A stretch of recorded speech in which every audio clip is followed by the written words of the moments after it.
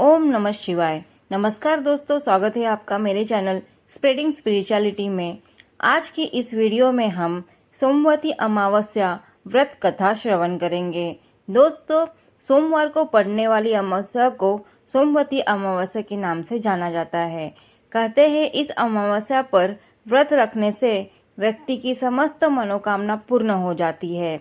सोमवती अमावस्या पर दान का भी विशेष महत्व होता है, इसलिए आपको क्षमतानुसार इस दिन दान जरूर करना चाहिए। कहते हैं कि इस दिन दान करने से ग्रह दोषों से मुक्ति मिलती है। 2 सितंबर को सोमवती अमावस्या मनाई जाएगी। ऐसे में इस दिन विधि विधान से पूजा करने के बाद सोमवती अमावस्या की कथा जरूर पढ़े या तो दोस्तों, बिना किसी देरी किए कथा की शुरुआत करते हैं। सोमवती अमावस्या की कथा के अनुसार एक गरीब ब्राह्मण परिवार था। उस परिवार में पति, पत्नी और उसकी एक पुत्री रहती थी। उनकी पुत्री बेहद संस्कारवान एवं गुणवान थी, लेकिन गरीब होने की वजह से उसकी शादी नहीं हो पा रही थी। एक दिन उस ब्राह्मण के घर में एक साधु महाराज पधारे। वे उस कन्या से सेवा भाव से बहुत प्रसन्न हुए। उन्होंने उस कन्या को लंबी आयु का आशीर्वाद दिया।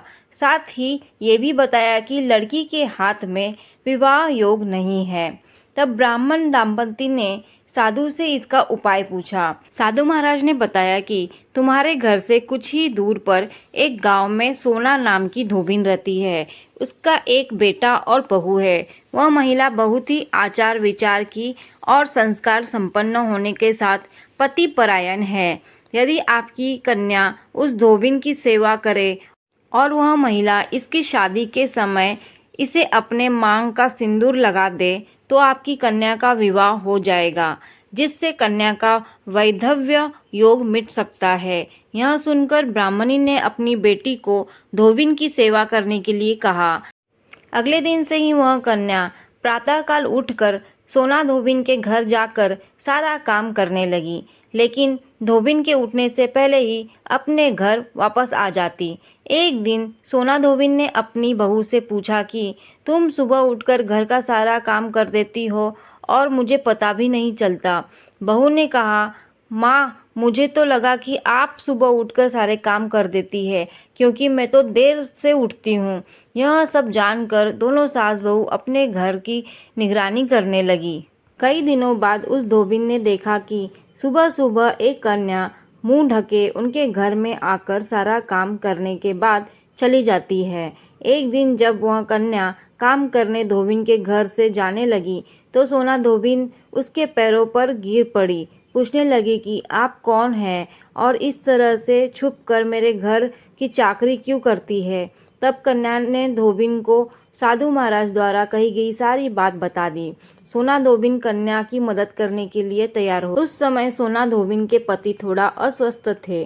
सोना धोबिन अपनी बहू से कहती है कि जब तक मैं वापस ना आ जाऊं तुम घर पर ही रहना। सोना धोबिन ने जैसे ही अपनी मांग का सिंदूर उस कन्या की मांग में लगाया, वैसे ही उसके पति की मृत्यु हो गई।